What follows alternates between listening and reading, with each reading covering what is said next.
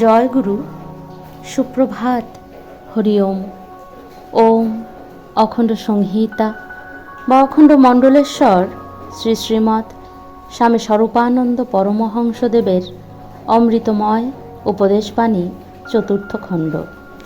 বক্তৃতা, চরিত্র ও নেতা।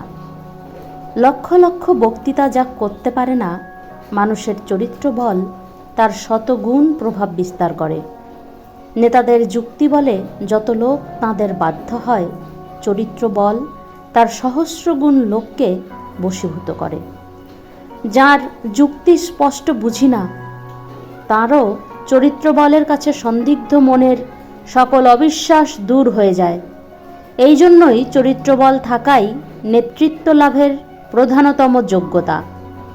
যে কেহ মানবের মনকে নীচতা হতে উচ্চতায় টেনে নেন, তিনিই নেতা। এক ভগবান, তাঁর কত রূপ জানো?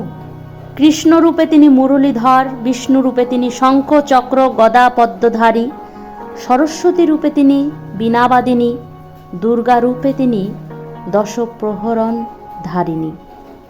তেমনি বিভিন্ন কর্মপন্থাকে উপায় বা অস্ত্ররূপে ধারণ করে বিভিন্ন নেতার আবির্ভাব হচ্ছে।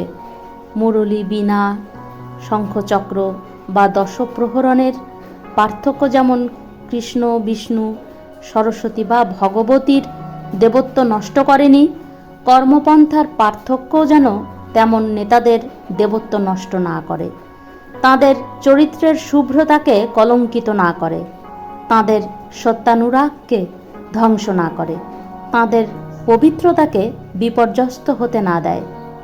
রাজনীতির ক্ষেত্রেই হোক আর যে ক্ষেত্রেই হোক, নেতাদেরই সর্বাঙ্গে যদি থাকে বিষ্ঠার প্রলেপ, জাতির সাধারণ লোকেদের অবস্থা কী হবে ভেবে দেখো দেখি। হরি ওম।